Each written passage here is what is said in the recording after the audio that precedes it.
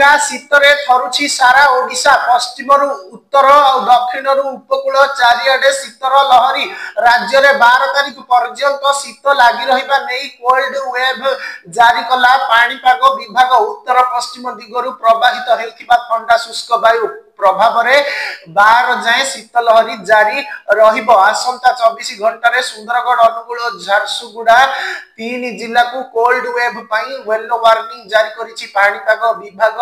आज राज्य रे 10 डिग्री तळे रहिछि 10 शहर जी उदयगिरी रे सर्वनिम्न तापमात्रा 4.3 डिग्री रेकॉर्ड करा जाइछि।